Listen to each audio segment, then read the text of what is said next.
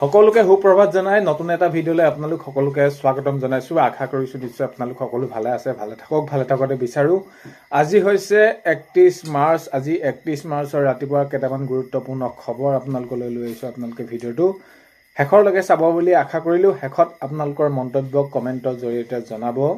আৰু এইখিনিতে আপোনালোকক সদায় কোৱাৰ দৰে চেনেলটোলৈ আপোনালোক যিসকল নতুনকৈ আহিছে চেনেলটো ছাবস্ক্ৰাইব কৰাৰ লগতে কাষতে থকা বেল আইকনটো প্ৰেছ কৰি অল কৰি থব, যাতে নতুন এটা ভিডিঅ' দিয়াৰ লগে লগে আপোনালোকে আগতীয়াকৈ চাবলৈ পায়।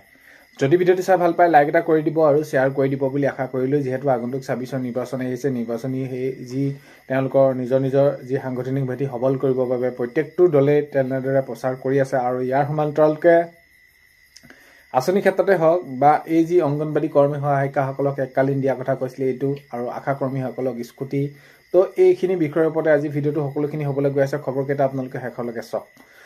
প্ৰথমটো খবৰ হৈছে জুবিন গাৰ্গৰ পিছতে অসমত একমাত্ৰ ময়ে আছোঁ। তো আমাৰ চৰকাৰ হ'লে হিমন্ত বিশ্ব শৰ্মা জেলত যাব আৰু উজনি বিজেপিৰ এবাৰ নিপাত যাব। অখিল গগৈ ডাঙৰীয়াই মন্তব্য কৰিছে যে আগন্তুক 26 বিধানসভা নিৰ্বাচনত উজনিত বিজেপি একেবাৰে ধাৰাসায়ী হৈ যাব আমাৰ হাতত। আৰু আমি যি তিনি গগৈ লগ লাগিছোঁ, তিনি গগৈ লগা দেখি মুখ্যমন্ত্ৰী মহোদয়ে ইতিমধ্যে গম পাই গৈছে যে এইবাৰ আমাৰ চৰকাৰ হ'বলৈ গৈ আছে। আৰু এইখিনি ক্ষেত্ৰত কৈছে অখিল গগৈ ডাঙৰীয়াই, যদি আমাৰ এইবাৰ চৰকাৰ হয় তেনেহ'লে হিমন্ত বিশ্ব শৰ্মা জেলত যাব লাগিব। অখিল গগৈ ডাঙৰীয়াই তেনেদৰে মন্তব্য কৰিছে। আৰু এইবাৰ একেবাৰে বিজেপি নিশেষ হৈ যাব উজনিত। আৰু জুবিন গাৰ্গৰ পিছতেই অসমত একমাত্ৰ ময়ে আছোঁ। মই কথা কওঁ স্পষ্টভাৱে, মাননীয় এই যি মুখ্যমন্ত্ৰীক মই বুঢ়া আঙুলি দেখুৱাই ময়ে কথা ক'ব পাৰোঁ। তো এনেদৰে মন্তব্য কৰিছে অখিল গগৈ ডাঙৰীয়াই। তো ইয়াৰ প্ৰত্যুত্তৰ নিশ্চয় মাননীয় মুখ্যমন্ত্ৰী নিদিয়াকৈ নাথাকে। মুখ্যমন্ত্ৰী মহোদয়ে নিশ্চয় ইয়াৰ প্ৰত্যুত্তৰ দিব। নেক্সট খবৰ হৈছে ডে টু ডে শুনানি হ'ব জুবিন গাৰ্গৰ হত্যা বিচাৰ। তো হয়, এতিয়া আমি প্ৰকৃততে সকলোৱে জানিব বিচাৰিছোঁ সেইদিনাখনি হৈছিল কি। তাত মুঠৰ ওপৰত দোষীয়ে শাস্তি পাব লাগে, দোষীয়ে কঠোৰতকৈ কঠোৰতম শাস্তি পাব লাগে। মুঠৰ ওপৰত জুবিন দাই ন্যায় পাব লাগে, জুবিন গাৰ্গে ন্যায় পাব লাগে।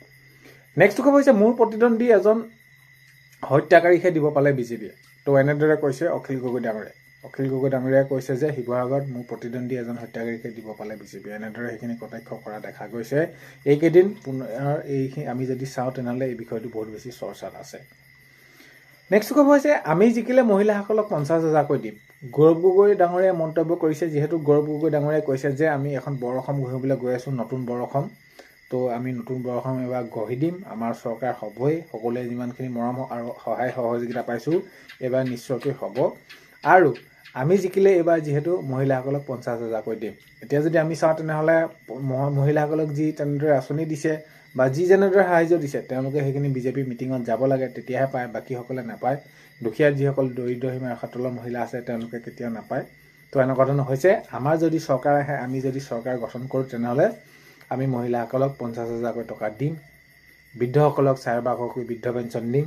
তো প্ৰতিটো দিশতে আমি ভালকৈ সেইখিনি কাম কৰিবলৈ চেষ্টা কৰিম, গৌৰৱ গগৈ ডাঙৰীয়াই মন্তব্য কৰিছে। নেক্সট খবৰ হৈছে মাননীয় মুখ্যমন্ত্ৰী মহোদয়ে ঘোষণা কৰিছে যে আগন্তুক চাকৰি দিয়া হ'ব, নিযুক্তি দিয়া হ'ব বহুতকেইটা বিভাগত। হয়, এতিয়া আমি যদি চাওঁ তেনেহ'লে যোৱা যি 5 বছৰত চাকৰি 1 লাখক দিয়া কথা আছিলে, 1.5 লাখ অতিক্ৰম কৰিলে। আৰু এতিয়া আগন্তুক সময়ত মাননীয় মুখ্যমন্ত্ৰী মহোদয়ে জনাইছে যে নতুন চাকৰি দিয়া হ'ব। প্ৰায় শিক্ষকৰ দিয়া হ'ব প্ৰায় 70,000তকৈ অধিক, আছাম পুলিচত 25,000 নতুনকৈ। তো সকলোখিনি যি বিভাগ আছে বিভাগতে সেইখিনি নিযুক্তি দিয়া হ'ব বুলি মাননীয় মুখ্যমন্ত্ৰী মহোদয়ে জনাইছে। নেক্সট খবৰ হৈছে অসমত এতিয়া বিৰোধী নাই। মই সকলো সেইখিনি ধূলিচাত হৈ যোৱা দেখিছোঁ। ৰমাকান্ত দেউৰী ডাঙৰীয়াই সেইখিনি মন্তব্য কৰিছে যে অসমত এতিয়া বিৰোধী বুলিবলৈ কোনো নাই। বিৰোধী বুলি আছে কোন? মোৰতো সেইখিনি মনলৈতো পৰে বিৰোধী বুলি কোৱাৰ লগে লগে। এতিয়া অসমত বিৰোধী চব ধূলিচাত, সকলো ধূলিচাত বুলি ৰমাকান্ত দেউৰী ডাঙৰীয়াই মন্তব্য কৰিছে।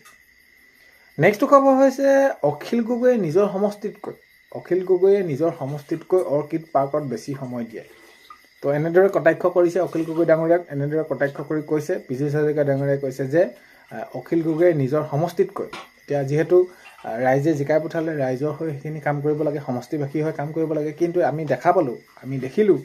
তো এতিয়া শিৱসাগৰত কি কৰিলে? তো অখিল গগৈয়ে নিজৰ সমষ্টিতকৈ অৰ্কিড পাৰ্কত বহুত বেছি সময় দিয়ে বুলি বিজু হাজৰিকা ডাঙৰীয়াই কটাক্ষ কৰিছে।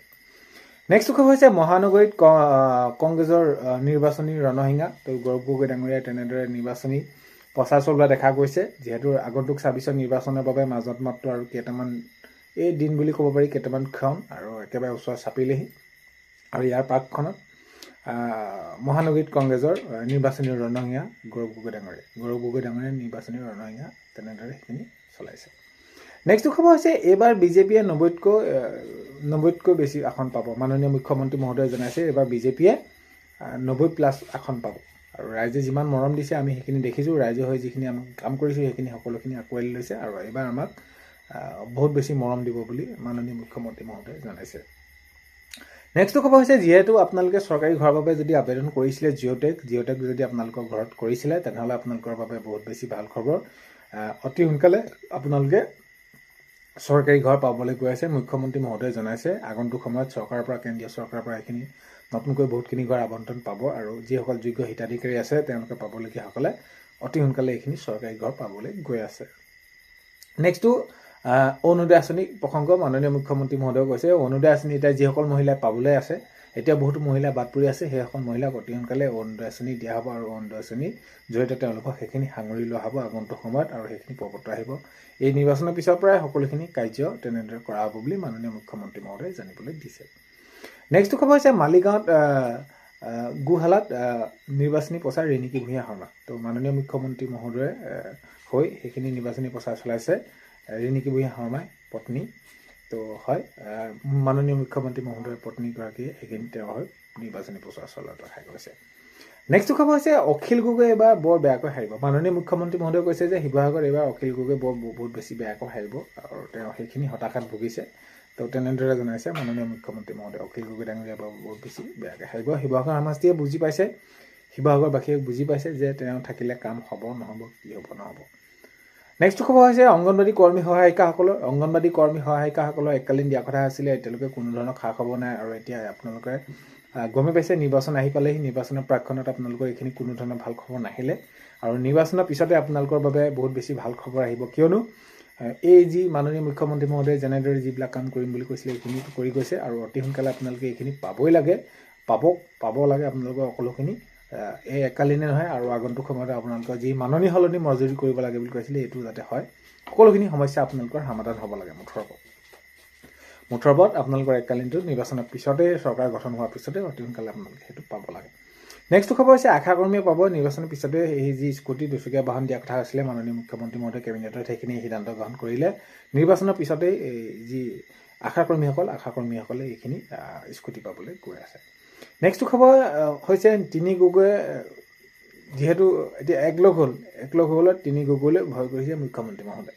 অখিল গগৈ ডাঙৰীয়াই মাননীয় মুখ্যমন্ত্ৰী মহোদয়ক কটাক্ষ কৰি কৈছে যে এতিয়া তিনি গগৈ যেতিয়া নেকি একলগ হ'বলৈ ইয়াত একলগ হোৱা তেওঁলোকে ভয় কৰিছে বুলি কৈছে মাননীয় মুখ্যমন্ত্ৰী মহোদয়ে। এবাৰ বহুত বেছি ভয় খাইছে।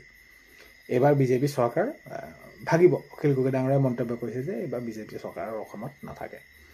শিৱসাগৰত এইবাৰ মই 50,000 ভোটত জিকিম। অখিল গগৈ ডাঙৰীয়াই মন্তব্য কৰি সেইখিনি জনাইছে যে এইবাৰ শিৱসাগৰ ৰাইজে বহুত বেছি মৰম দিব, মৰম পাম আৰু এইবাৰ মই 50,000 অধিক ভোটত মই জয়লাভ কৰিবলৈ সক্ষম হ'ম এনেদৰে জনাইছে অখিল গগৈ ডাঙৰীয়াই। তো আজি 31 মাৰ্চৰ ৰাতিপুৱা খবৰ এইকেইটাই আপোনালোকক জনালোঁ। ভিডিঅ'টো আপোনালোকে শেষলৈকে চোৱাৰ বাবে বহুতেই বেছি ধন্যবাদ। ভিডিঅ' প্ৰথমতে কোৱাৰ দৰে চেনেলটো আপোনালোক যদি নতুনকৈ আহিছে চেনেলটো ছাবস্ক্ৰাইব কৰাৰ লগতে কাষতে থকা বেল আইকনটো প্ৰেছ কৰি অল কৰি থ'ব যাতে নতুন এটা ভিডিঅ' দিয়াৰ লগে লগে আপোনালোকে আগতীয়াকৈ চাবলৈ পায়। আজিলৈ অন্য এটা ভিডিঅ'তে লগ পোৱাৰ আশাৰে বাই।